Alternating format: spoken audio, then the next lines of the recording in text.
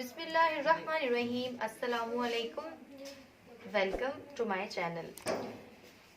آج کا بہت خوبصورت واقعہ ہے کہ ایک دفعہ کا ذکر ہے کہ بہت بڑا جہاز پانی میں پھنس گیا اور تباہ ہو گیا، اور تباہ ہونے کی وجہ سے کوئی شخص اس میں زندہ باقی نہ بچا۔ ایک شخص جو کہ زندہ باقی بچ گیا وہ ڈوبتا تیرتا ایک جزیرے پر پہنچ گیا، اور جیسے ہی وہ جزیرے پر پہنچا اس نے دیکھا کہ وہاں پر تو کوئی چیز زندہ رہنے کے لیے کوئی چیز وہاں پر تھی ہی نہیں۔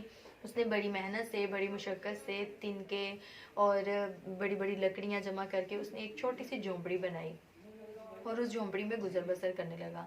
کچھ تھوڑے بہت فروٹ کھا کر اس کا گزارا ہو جاتا تھا۔ ایک دن کچھ یوں ہوا کہ جب وہ فروٹس وغیرہ لینے کے لیے باہر گیا تو واپسی پر جب اس نے دیکھا کہ اس کی جھونپڑی کو آگ لگ چکی ہے اور اس کی جھونپڑی سے دھواں نکل رہا ہے، وہ رونے لگا اور دل میں یہ سوچنے لگا کہ یا رب العزت، یہ میرے ساتھ کیا ہو رہا ہے؟ میں کیا کروں؟ میں کس مشکل میں پھنس چکا ہوں؟ میرے اوپر رحم فرمائیں، میں کیا کروں اس مشکل گھڑی میں؟ مجھے کچھ سمجھ نہیں آ رہی۔ جیسے ہی وہ اپنے دل میں دعائیں کر رہا تھا اور ساتھ ہی ساتھ رو رہا تھا، اسی کے ساتھ اس کو نیند آ گئی اور وہ سو گیا۔ جب اس کی آنکھ کھلی تو اس نے دیکھا کہ ساحل سمندر پر ایک بہت بڑی کشتی کھڑی ہے۔ وہ اس کے پاس گیا اور ان سے کہنے لگا، اس نے مدد کی اپیل کی کہ میری مدد کرو، میں تو یہاں پر پھنس چکا ہوں۔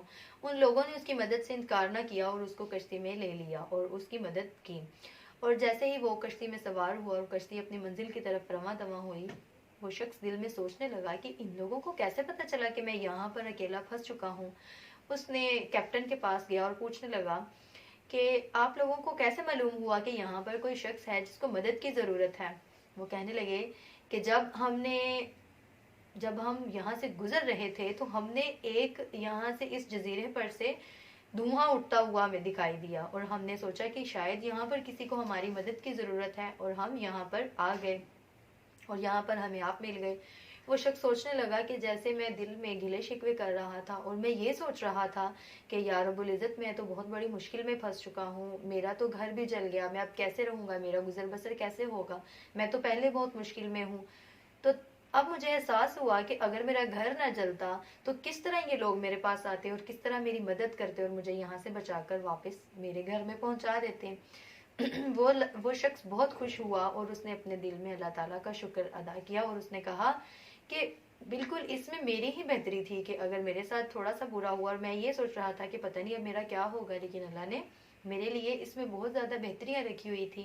اسی کے ساتھ میں بھی آپ سے یہ کہوں گی کہ جب آپ کے اوپر کوئی مشکل وقت آئے تو آپ یہ مت سوچیں کہ میرے اوپر مشکل وقت آ گیا میں کیسے، بلکہ اس کو ثابت قدمی کے ساتھ اس کو فیس کریں اور اللہ کے اوپر پورا یقین رکھیں اور اس آزمائش پہ پورا اتریں۔ بے شک اللہ تعالیٰ نے ہو سکتا ہے آپ کے لیے کچھ اس میں بہتری اور بھلائی رکھی ہوئی ہو۔ اسی کے ساتھ مجھے اجازت دیں، اللہ حافظ۔